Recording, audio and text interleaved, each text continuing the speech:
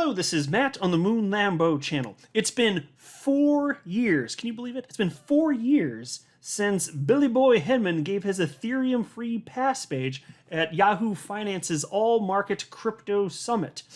Time just flies when you're having fun. And it's been highly consequential. You remember what happened right after he gave that speech, don't you? Because what was the perspective? The perception was that SEC just cleared Ethereum specifically, and the price of Ethereum just rocketed in short order, very short order. It was up immediately. I don't know if it might have gone more than this, but I remember in short order it rocketed up like 11%. And so good for Ethereum holders, good for Joe Lubin, good for Bill Hinman, who was being paid millions of dollars by his former law firm Simpson Thacher. Of course, no conflict of interest there, right? Good for all sorts of reasons in theory, except what actually happened. Well, all that happened is that Bill Hinman, in giving this speech, which was taken the way that Bill Hinman and others at the SEC intended it to be taken, all it did was muddy the waters. And so I want to share with you perspective from Stuart Alderati. He wrote an awesome article for Fortune, and he painted an exquisite picture of what actually happened.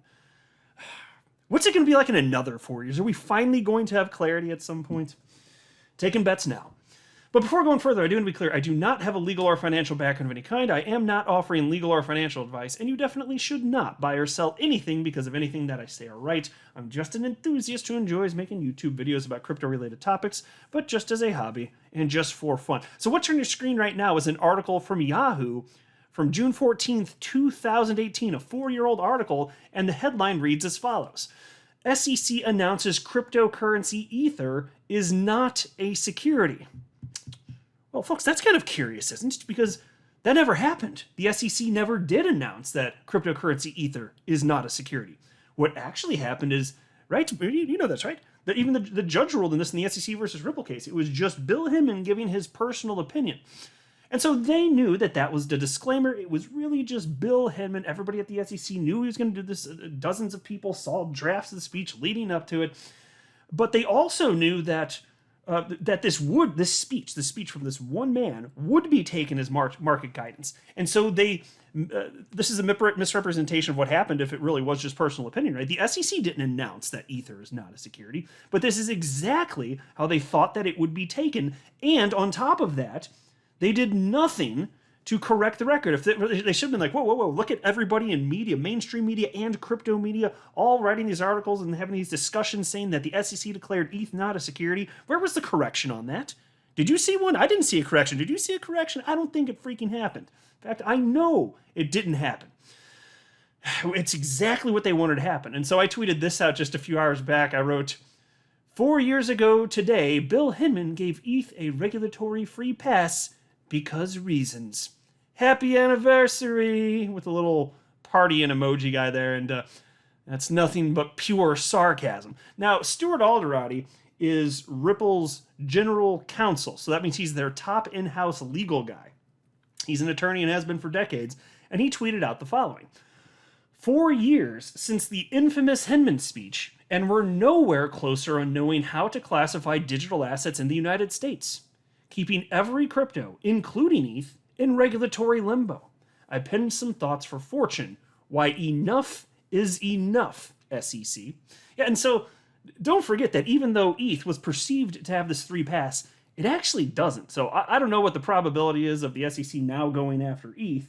That probably wouldn't make the SEC look particularly good, and there's no shortage of potential targets for them to sue into oblivion. So I don't know. Maybe it could happen, though. It definitely could happen.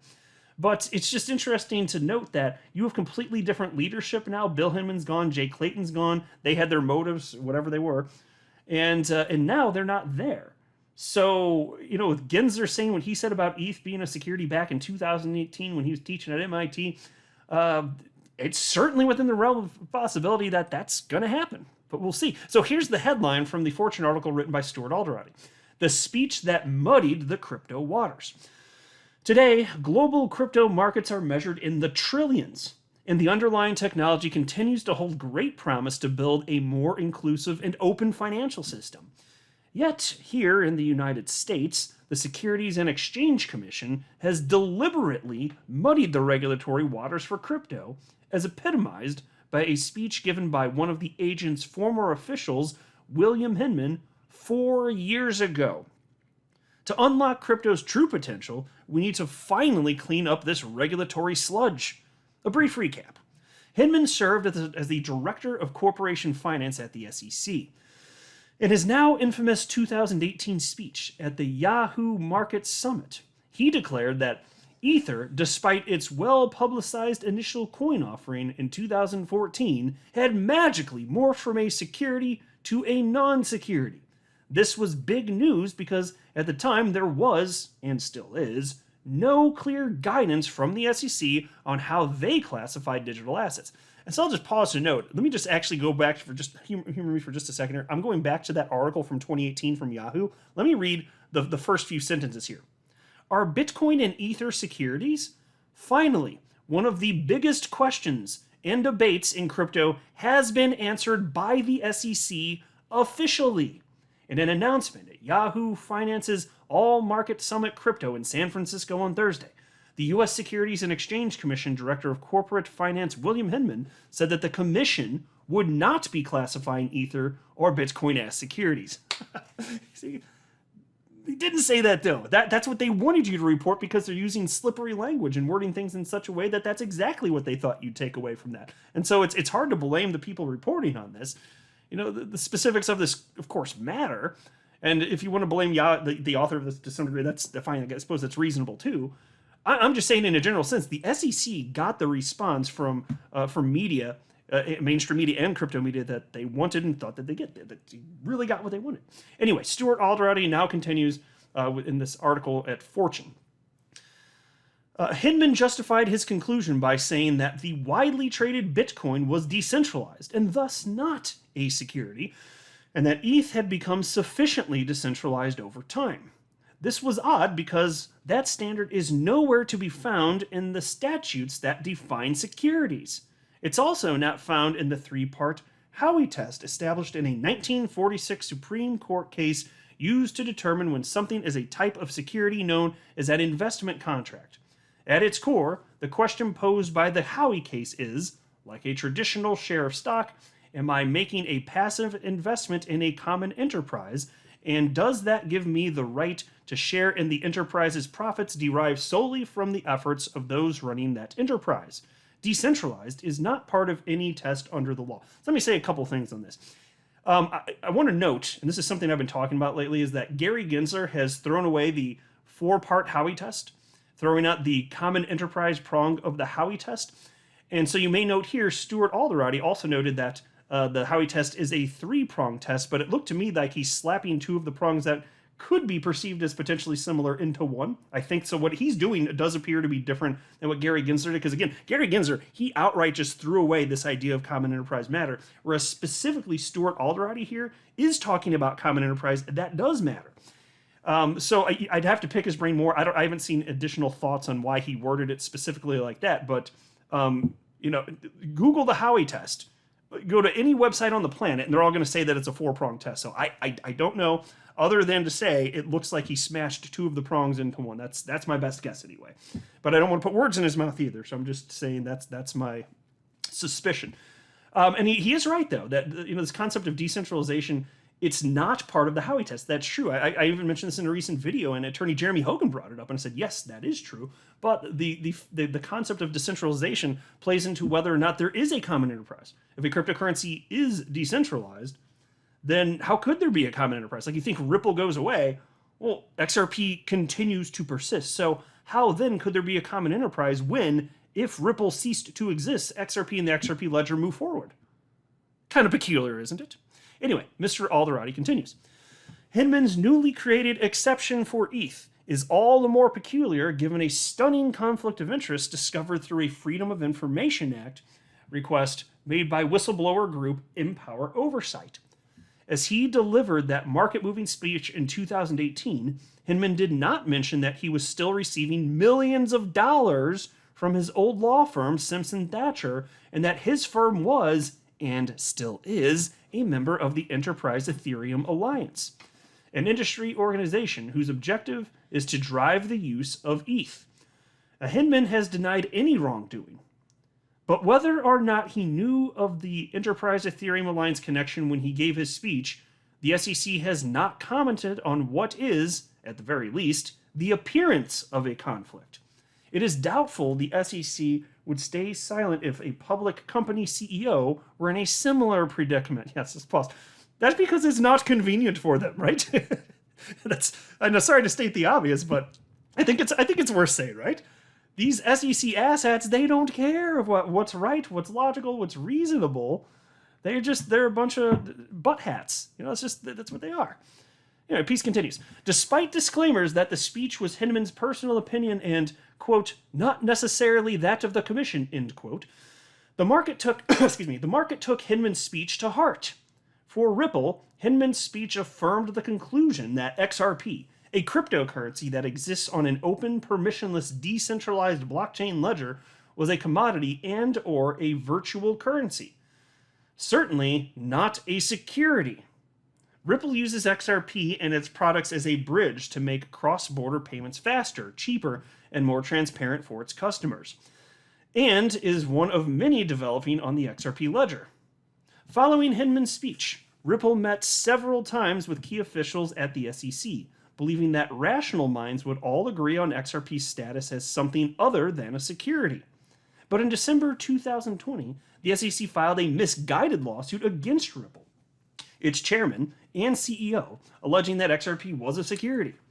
The SEC hasn't really articulated its theory, but whatever it is, it's a stretch, since XRP has been freely traded in the open market for nearly a decade and isn't a contract for an investment with Ripple. What the suit appears to be is a continuation of the SEC's assault on all crypto in the United States. Yes, exactly. So I'll pause to note, and this is something I mentioned, probably a few days or so ago, but I hadn't said it in a very long time.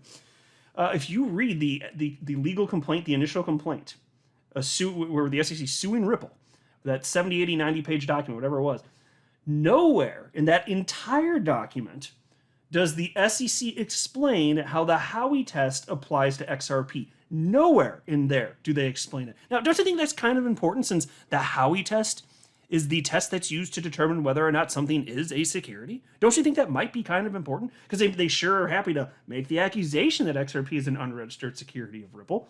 Then why, in the lawsuit, do you not explain how that is the case? Isn't that kind of curious? Peace continues.